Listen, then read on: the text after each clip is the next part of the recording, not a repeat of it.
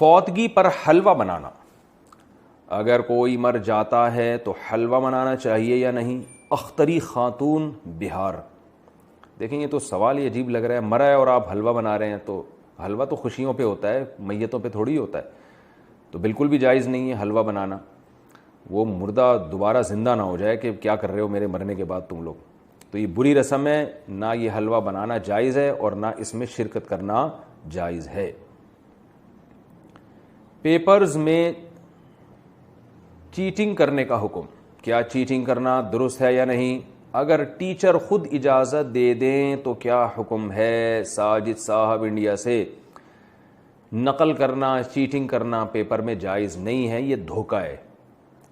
Teacher اگر خود اجازت دے تو بھی جائز نہیں ہے، کیونکہ ٹیچر کے لیے گناہ میں تعاون کرنا جائز نہیں ہے، اور اگر وہ گناہ میں تعاون کر رہا ہے تو آپ کے لیے تعاون لینا بھی جائز نہیں ہے، تو یہ بالکل حرام ہے۔ ایسے جیسے کسی ملک میں شراب اگر اللیگل ہے اور گورنمنٹ کا کوئی شخص آپ کو شراب کی بوتل کسی طرح سے اسمگلنگ کر کے دے دیتا ہے، تو آپ کہیں حکومت خود ہمارے ساتھ تعاون کر رہی ہے، ہمیں شراب پلا رہی ہے، تو یہ دلیل صحیح نہیں ہوگی، اس کی بیس پہ شراب حلال نہیں ہو جائے گی، اس لیے کہ اللہ نے اس کو حرام قرار دیا ہے۔ تو اسی طرح نقل کرنا یہ دھوکہ ہے، آپ کے جو نمبر ہوتے ہیں، جو آپ کی صلاحیت ہوتی ہے اس کے حساب سے آپ کے نمبر نہیں آتے، تو اس لیے یہ جائز نہیں ہے۔ البتہ یہ ضرور ہے، اس میں لوگ پھر مبالغہ بھی کر لیتے ہیں کہ آپ نے نقل کر کے جو امتحان پاس کیا اس بیس پہ آپ کو جو جاب ملی تو اس کی تنخواہ بھی حرام ہوگی، ایسا نہیں ہے۔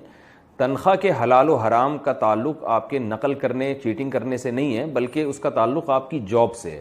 جاب میں آپ اپنی ذمہ داری احسن طریقے سے اگر پوری کر رہے ہیں تو بے شک جعلی سرٹیفکیٹ بنوا کے آپ کو جاب ملی ہو، وہ جعلی سرٹیفکیٹ بنوانے کا گناہ ہوگا، دھوکے کا گناہ ہوگا۔ نبی صلی اللہ علیہ وسلم نے فرمایا دھوکے باز ہم میں سے نہیں ہے، تو دھوکے کا گناہ تو ہوگا، لیکن جو ارننگ ہے اس کا تعلق اس سرٹیفکیٹ سے نہیں ہوتا، بلکہ اس کا تعلق اس جاب سے ہوتا ہے۔ جو کام آپ کر رہے ہیں اس کے عوض میں آپ کو تنخواہ دی جا رہی ہے، تو کام اگر آپ مہارت سے، دل جمعی سے، ایمانداری سے کر رہے ہیں تو تنخواہ حلال ہو جائے گی۔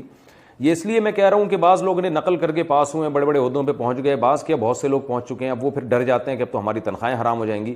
تنخواہ حرام نہیں ہے، البتہ جو آپ نے دھوکہ دیا اس کا قیامت کے دن آپ کو سزا کے لیے تیار رہنا چاہیے، اس پہ اللہ سے توبہ استغفار کریں اور دھوکے سے توبہ کریں آئندہ کے لیے۔